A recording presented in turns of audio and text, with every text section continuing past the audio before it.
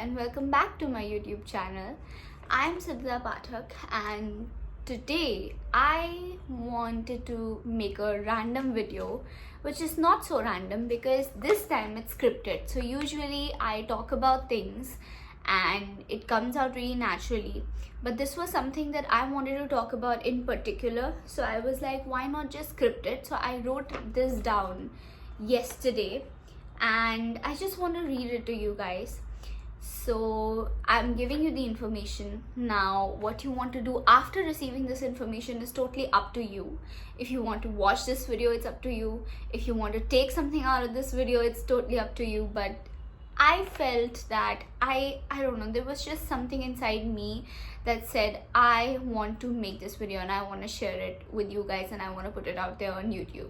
So as you guys know that I'm doing masters in clinical psychology and I'm in my last semester. But before I start this video, here's a little disclaimer. This video by no means is for academic purpose. I'm just sharing my understanding and my thoughts about something that is important to me. I am not an expert, but what I am is a believer that if by 2025 people are not using neuropsychology to their favor, then they are missing out on something really, really big. So I'm going to talk about three main things today, and then it's up to you how you want to use it, and I'm gonna just get into it right now. So there's something known as heuristics. They're kind of like your mental shortcuts that saves your time and energy and helps you produce automatic thoughts. So for example, let's say you walk into a cafe and you see two people. One is dressed in a suit, sitting confidently. The other is just wearing casual clothes, looking nervous.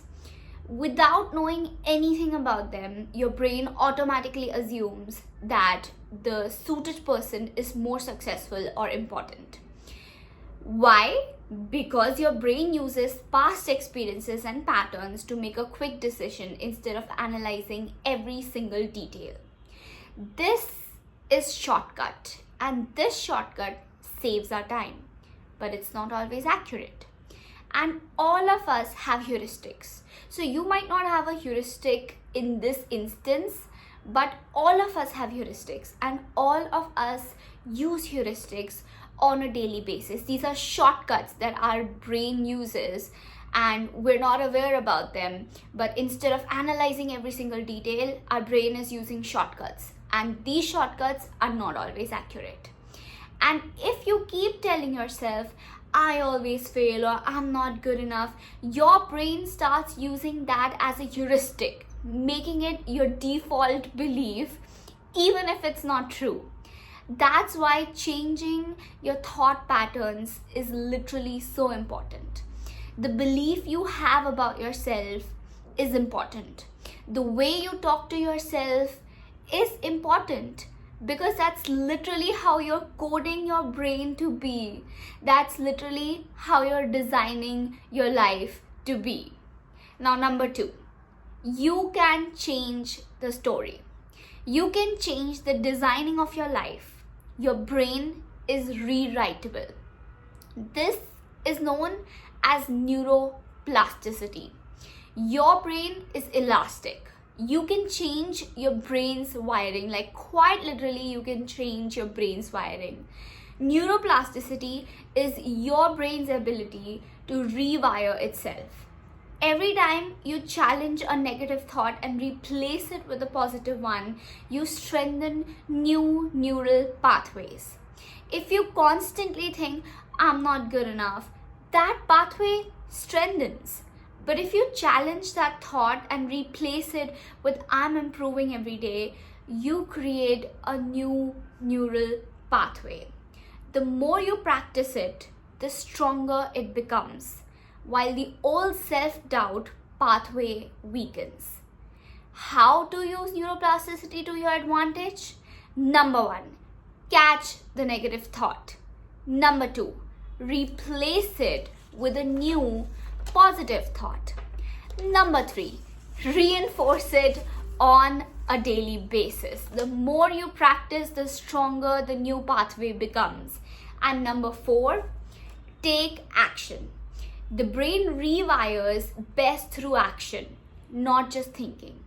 If you tell yourself, I am confident, back it up by actually stepping out of your comfort zone. Your brain is always changing. The question is, are you shaping it intentionally or letting your old patterns control you? Number 3, and the last thing, synaptic pruning. Your brain gets rid of unused connections. This is called synaptic pruning. The less you engage with self-doubt, the weaker those neural pathways become. Stop feeding the negative thoughts and your brain will quite literally delete them over time. When you repeatedly think, feel, or do something, your brain strengthens those connections like watering a plant, as I talked about when I talked about heuristics and when I talked about neuroplasticity. When you ignore or stop using certain thoughts or behaviors, your brain prunes those connections, making room for stronger, more useful ones. So those connections, those negative self-belief and those negative self-thoughts that are not in use anymore, your brain can quite literally delete them, can annihilate them. It can literally dissipate.